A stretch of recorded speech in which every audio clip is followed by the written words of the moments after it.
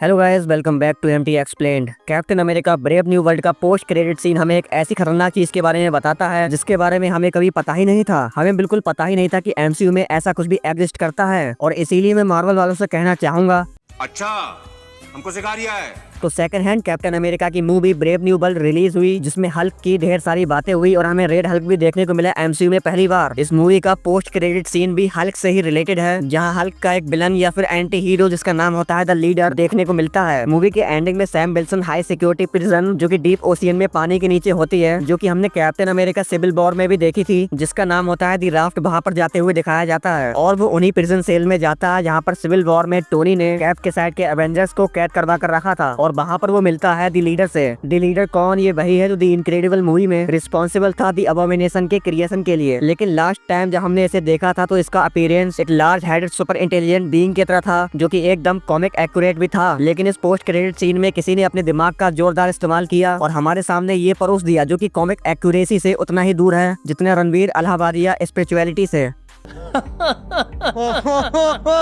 अगर इसे ध्यान से देखें तो इन्होंने इंस्टेड ऑफ गिविंग हमें लार्ज हेड, इन्होंने यहाँ पर क्या किया है कि इसके ब्रेन और इसकी बेन्स को एक्सपोज कर दिया है, और इसकी आंखें ग्रीन रंग से ग्लो हो रही हैं, जो कि एटलीस्ट वो तो कॉमिक एक्यूरेट हैं, क्योंकि द लीडर उसी रेडिएशन यानी कि गामा रेडिएशन से एक्सपोज हुआ था, जिससे हमारा ब्रूस बैनर हरा पहाड़ बन गया था। और फिर वो सैम से कहता है कि उसने सारी पॉसिबिलिटीज देखी हुई हैं और उसे कुछ ऐसा पता है जो कि अभी तक किसी को नहीं पता। जिसके बाद वो सैम से ये भी कहता है कि तुम्हें लगता है कि सिर्फ तुम ही लोग इस दुनिया के सुपर हीरोज हो और इस रियलिटी में सिर्फ यही एक दुनिया है। बेसिकली यहाँ पर वो सैम को मल्टीवर्स के बारे में बता रहा होता है। अब हम लोगों के लिए ये मल्टीवर्स का कॉन्सेप्ट नया नहीं है, क्योंकि लिटरली हम ये चीज मल्टीवर्स लोकी सीजन 1 से ही देखते आ रहे हैं, और यही रीजन है कि हमें ये पोस्ट क्रेडिट सीन इम्पोर्टेंट नहीं लगा। लेकिन सैम विल्सन को मल्टीवर्स के बारे में कुछ नहीं पता। इस मामले में वो असली कैप्टन अमेरिका यानी कि स्टीव रॉजर्स से भी ज्यादा गया गुजरा है, और इसीलिए उसके लिए ये बात नहीं है कि उसके जैसे और भी उड़ते हुए फुन थ्रू दूसरे यूनिवर्सेस में घूम रहे हैं। और दी लीडर सैम को सीधे सीधे वार्न कर रहा है कि प्रिपेयर हो जाओ एक मल्टीवर्सल वॉर के लिए, जिससे कि सैम अपनी टीम को उस हिसाब से बना ले कि वो डॉक्टर डूम लेवल थ्रेट के लिए तैयार हो सके, और साथ ही दूसरे अर्थ की सुपर हीरो टीम से लड़ने के लिए भी।